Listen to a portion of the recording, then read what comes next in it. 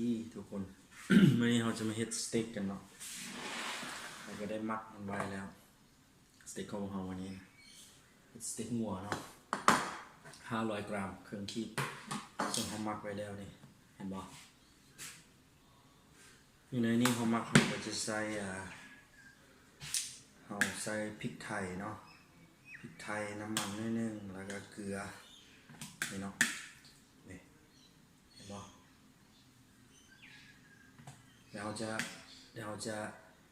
คั่วประมาณเบื้องหนึ่งประมาณเบื้องละ4 นาทีเนาะเพื่อให้รักษาความแซ่บของน้ำซีนเนื้อมันเนาะเห็นบ่มันจะมีพวกน้ำมันออมนี่จะแซ่บหลายตัวนี้โอเคสั่นเราไปลองเฮ็ดกันเลยเนาะโอเคก่อนอื่นหมดเราก็เปิดเตาเลยเนาะเอาหม้อมาเนี่ยเราก็เปิดเตาเลย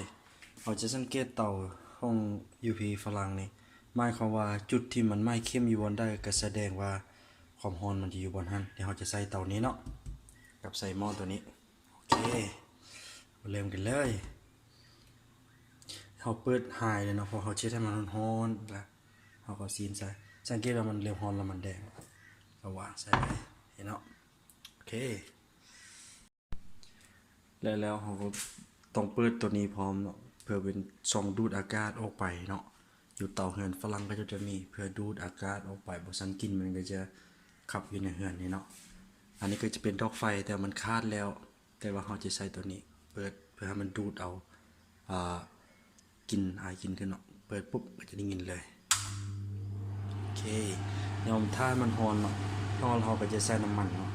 นี่เราจะใส่น้ำมันเป็นน้ำมันโอลิฟออยล์เนาะ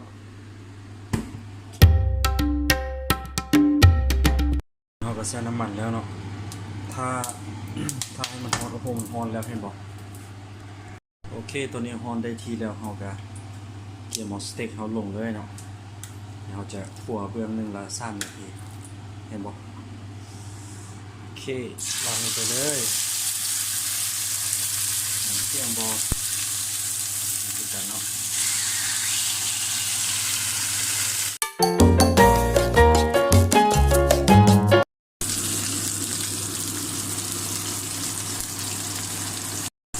โอเคตอนนี้ครบ3 นาทีแล้วเขาจะปีนมันเนาะ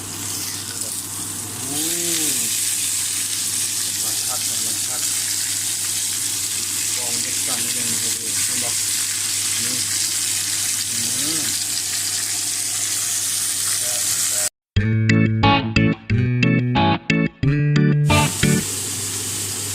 เริ่มห้องขึ้นมาแล้วเริ่มห้องขึ้นมา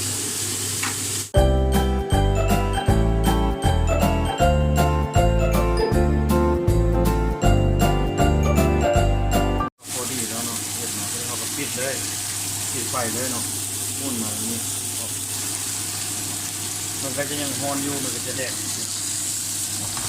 ระหว่างนี้เราจะปะให้มัน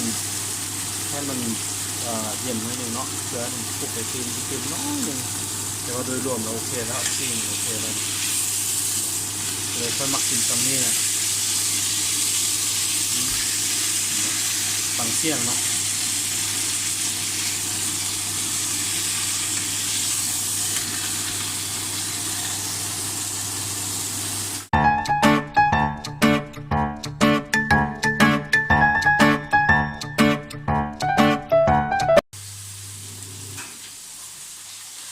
ทุกคนเนาะเอามาวางลงจานเลย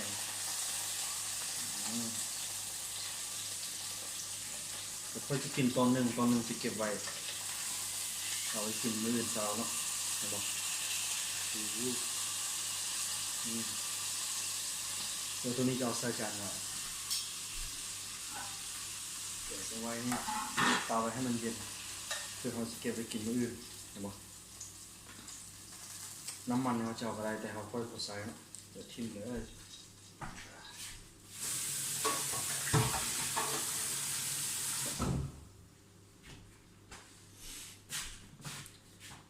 นี่เนาะเดี๋ยวเราจะเลือกมีดที่จะกินก็ไม่ต้องใส่ส้มแล้วก็ จะมีตัวนี้เนาะสังเกตว่ามีกินสเต็กมันจะเป็นแค่เลยแบบนี้ เพื่อมันจะได้ตัดจีนคาดง่ายเนาะธรรมดาเขาจะกินกับพวกผักพวกนี้แต่ว่าค่อยบ่ได้ซื้อผักอะไรมันนี่ก็จะกินแต่ตัวนี้แล้วละโอเคไปกินกันเลยใช่ทุกคนเบิ่งเนาะหน้าตาออกมาก็จะเป็นประมาณนี้ไปกินกันเลย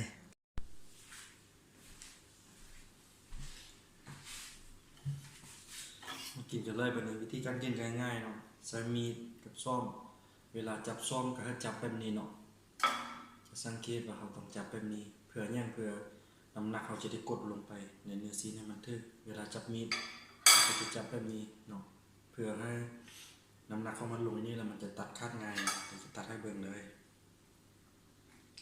ง่ายเนาะ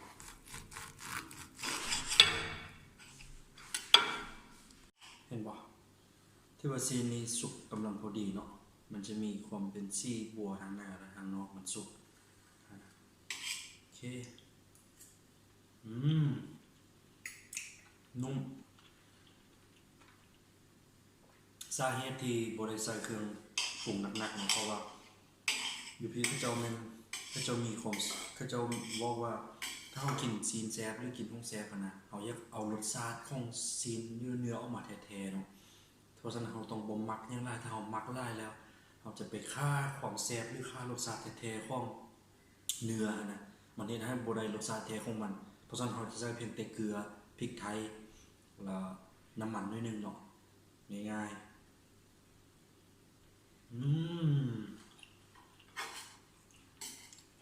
มันได้รสชาติแท้ๆไหมสำหรับคลิปนี้จบสำนี้ก่อนเนาะ